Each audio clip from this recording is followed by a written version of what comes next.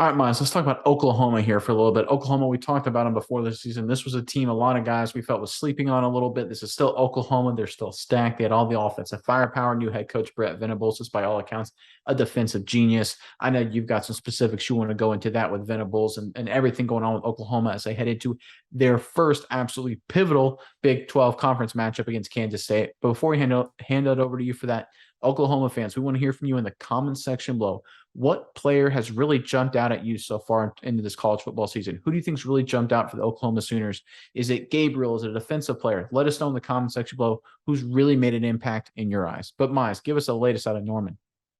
Well, Nick, Brent Venables coming to Oklahoma was a big, big move. Obviously, Lincoln Riley leaving for Southern Cal was a big deal. Caleb Williams also leaving.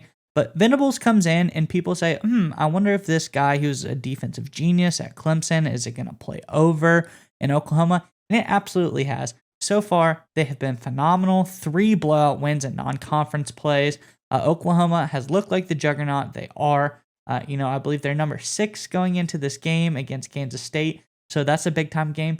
But Venables, he brings a aggressive nature with him. He has these crazy inventive blitzes, always keeps quarterbacks guessing.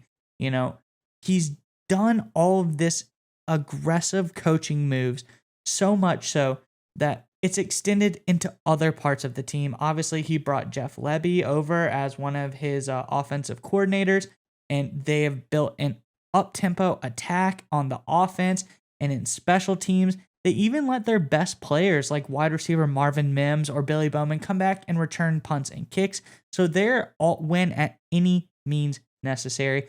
And I will tell you, even though they've been blowing out teams, they've gone through for it on 4th and short 5 times so far this season. So just to reiterate how aggressive they are being, it doesn't matter what down it is.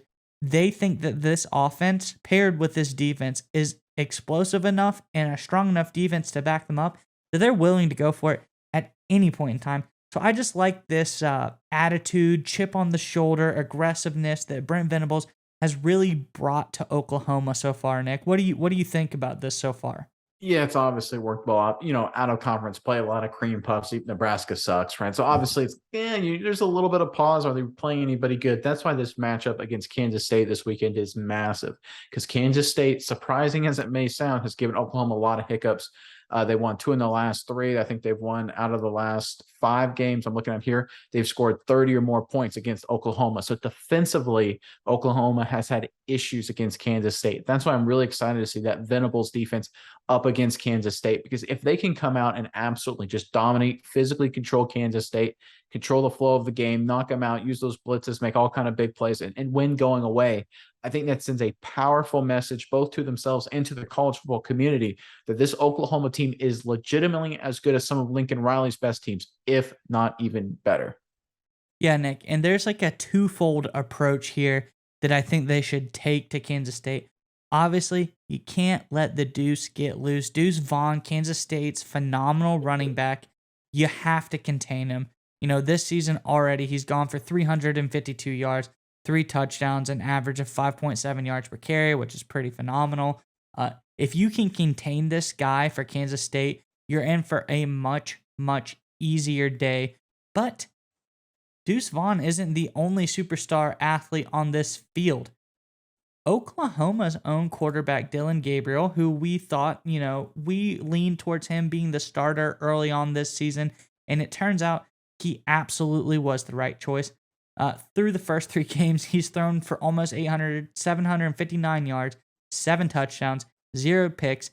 Very, very good showing so far. He even had 2 touchdown runs, one of them being that incredible 61-yard run. So Dylan Gabriel has been the right choice. He's been a great weapon for this Oklahoma offense, and he needs to have a big day to keep Oklahoma's offense on the field so that Kansas State's running backs can't get on the field and wear the defense down with that ground and pound attack. But other than that, I think Oklahoma goes in this game, and if they don't underestimate Kansas State, they have a pretty good chance at doing some damage here.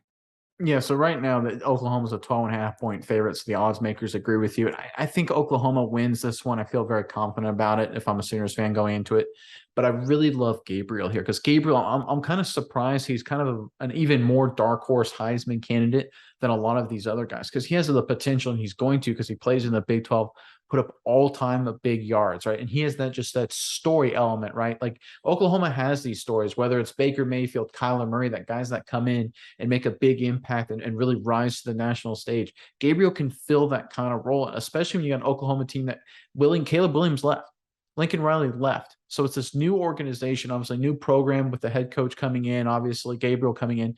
If he goes out and it starts with a strong performance against Kansas State, but if he has that strong performance and builds on it the rest of the year, this guy is a legitimate Heisman candidate, and Oklahoma is a legitimate playoff team candidate as they go through the rest of the year.